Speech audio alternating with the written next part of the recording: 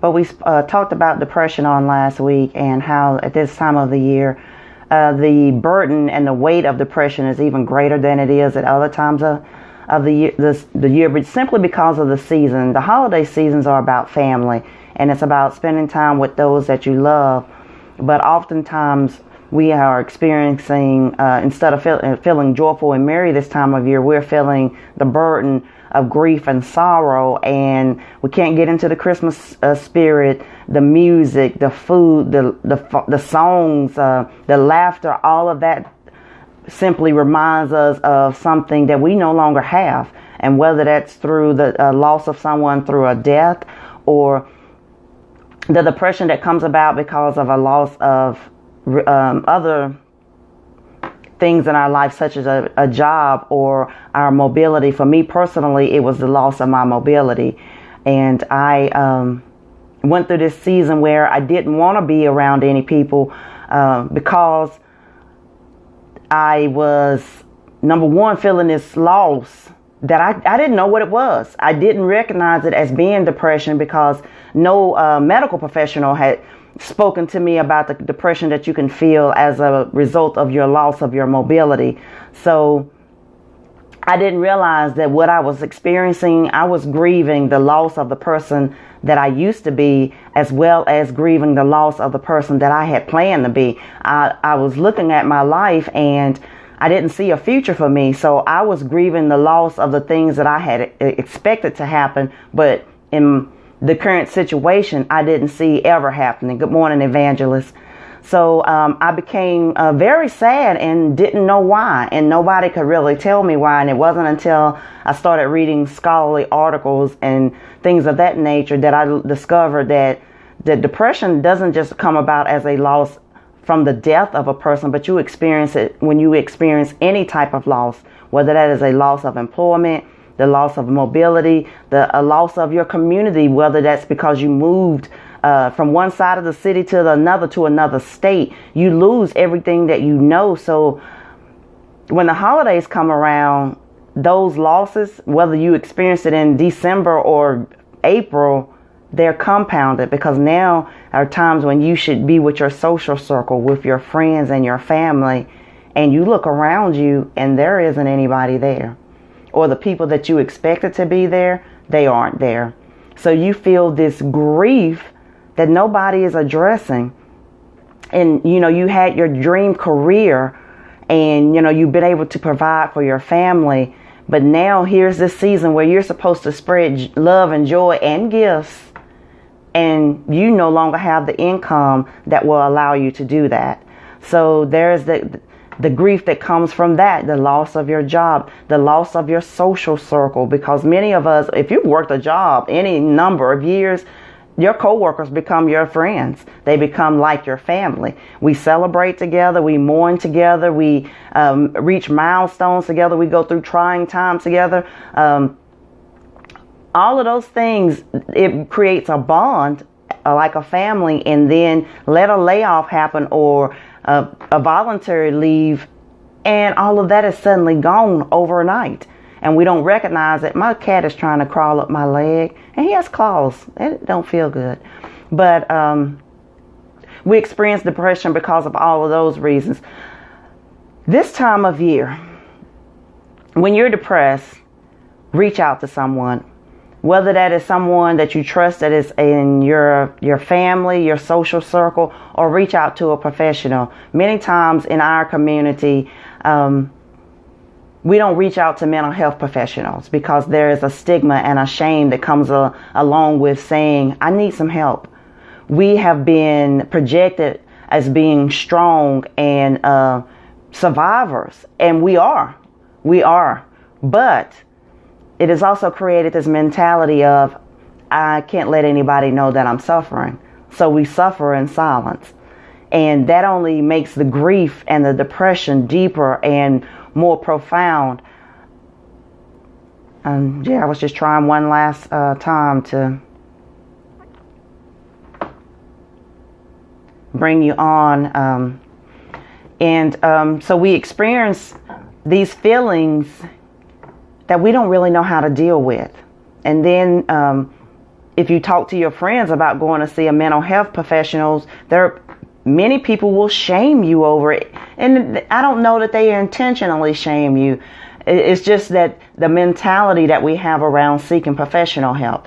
And I would recommend that anybody, if you're feeling that you are just feeling lost, or you're feeling this weight that you really can't explain, and definitely if you're feeling like you cannot get out of bed in the morning, you need to talk to a professional.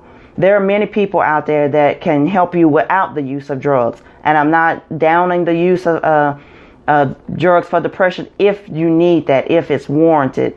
But try other avenues. First, speak to a mental health counselor, a psychologist. There are a multitude of people out there. Speak to a pastoral counselor. And I'm speaking in reference to people who have already been trained. And that's not to say anything bad about anybody. But if they have not been trained on mental health, then they cannot always give you the support that you need. They may have the best intentions. Good morning, Frankenstein. They may not be able to give you the support that you need because sometimes you're going to need some mental health counseling, and sometimes you're going to need some medication. And if that is warranted, then I encourage you to seek that assistance that you may need. But reach out. That is the first step to getting the help that you need. And on last week, I mentioned some of the other ways that you can help combat depression naturally, and those include going outside every day. It seems so minor, but it is major, because we get vitamin D from sunshine. The sunshine actually lifts our spirits. And during the wintertime, when the days are shortened, that depression can be compounded just by the winter blues, because the winter blues is a real thing.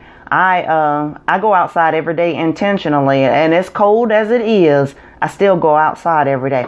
And I'm not talking about, I went out the door this morning to go from my house to my car to go to work. That's not intentional, and it's just passing through. But we need to spend intentional time outside, even if it's just 5 minutes. I realized that when I went through the phase when I was working from home, but I literally couldn't go anywhere.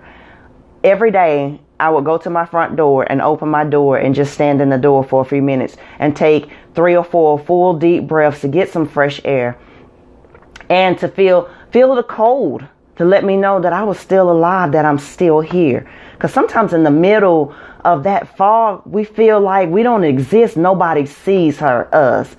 And that is the most painful feeling that you can experience, to be in the world every day.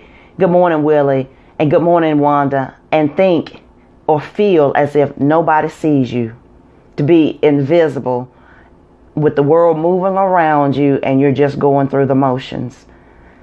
I encourage you to go outside every day intentionally, to seek the professional help that you need. There's no shame in asking for help. And whether that is reaching out to a confidant. Now, I'm going to be serious about this. You can't tell everybody that's going on with you, because everybody that you know, they don't always mean good things for you. But reach out to a trusted confidant and let them know that you're having a hard time. And let people support you, because there are people there who want to support you, but if they don't know, they can't help you. And that was one of my biggest aha moments through all of my years of suffering. I didn't want people to worry about me. So I didn't tell my brothers and sisters or my parents just how much pain I was in and how I was suffering every day, and that I could barely take care of myself. I didn't tell them. But I didn't realize is I was putting myself in solitary confinement. And that's what we often do. We build our own little personal prisons that if we ever wake up, we don't know how to get out of it anymore, because the walls have become so high that we can't see out anymore. And that's a dangerous place to be. We talk about people, and I'm not necessarily saying gossip, but when someone passes away, or when they, not passes away, but when someone commits suicide, when they end their own life, the people around them are stunned and like, I don't know how they could have done that. I don't know why they did that. I don't understand. But I do understand. I've been there. I've been in that place where the walls around you were so high you couldn't see.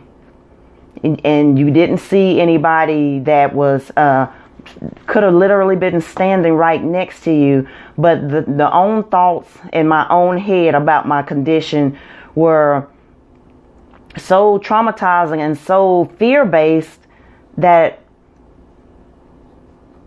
I was in this fog.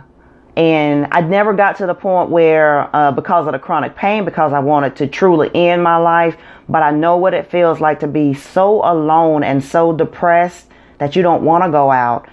And part of my depression was I was wearing a leg brace and using a cane, and I was in my 30s. And there was the idea that this lively, joyful, spirited person that I was in my youth, that she was gone. And there was this idea that the dreams and hopes that I had for my future, well, those were gone too, because how can I have a family? How can I take care of children? How can I care for and love my spouse the way I need to, or the way that God intended, when I can't take care of myself?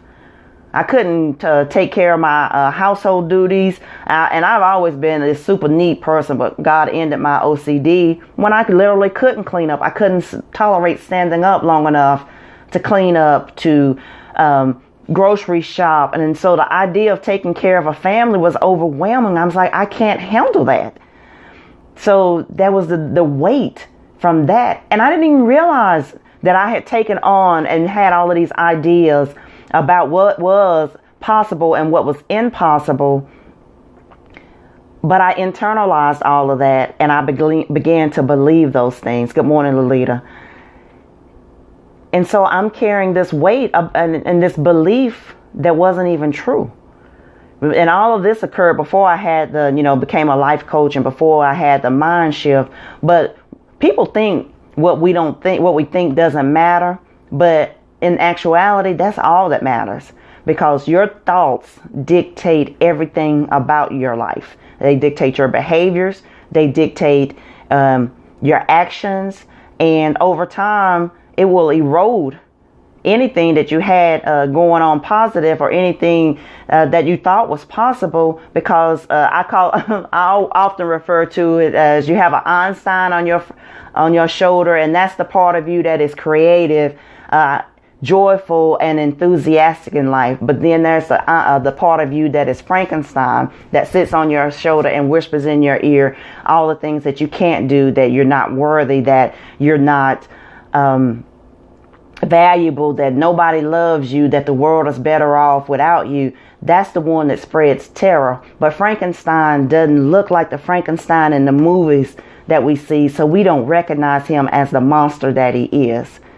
So that Frankenstein part of you can have you believing things about yourself that are absolutely untrue.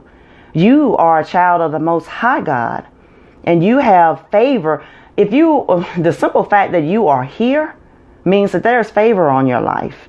The fact that regardless of what family you were born into, because some families are wonderful, others are not so great. But we are all born with purpose and passion, and your life is not a mistake. It's not an accident. Whether the pregnancy by your parents was an accidental pregnancy or not, you are not a mistake. So this morning we had intended to bring on J. Dwayne Garnett to have him speak on depression a little bit, and the live is just not cooperating. Whether he accepts it or I accept it, he still doesn't come on. So I just wanted to share that with you guys just this morning. God, I really hate, Jay, that you weren't able to get on. I know you had some really great things to share with us this morning. But I'm going to end today's broadcast, and hopefully at some point we can get this on. Maybe we can try, Jay, you doing it and trying to add me. But this is the second attempt at it. I think we're gonna try this one more time if that's possible, and let Jay speak for a minute, because during this time of year, depression is so profound and so deep, and we see all the Christmas lights and the Christmas movies, but the truth of the matter is that's just not what a lot of people experience. And James says there is power in connection with good people and positive focus to improve one step one step at a time, even 1 inch. Lord, you just said something right there. 1 inch at a time, because when I made the decision that I was going to live in joy every day, I often tell people that it wasn't a day by day thing. It wasn't an hour by hour thing. It was a second by second. I had to choose joy each second of the day, because it was difficult. And sometimes that's what we have to do, 1 second at a time. It's like, don't project what tomorrow's going to look like or what this evening. We can't predict the future. All we can do is live in this moment and enjoy this moment for what it is and what we have. So I'm going to go ahead and end this one. Thank you for watching In the Garden with Joyful Living. I love you all, and we're going to try to come back on and have Jay and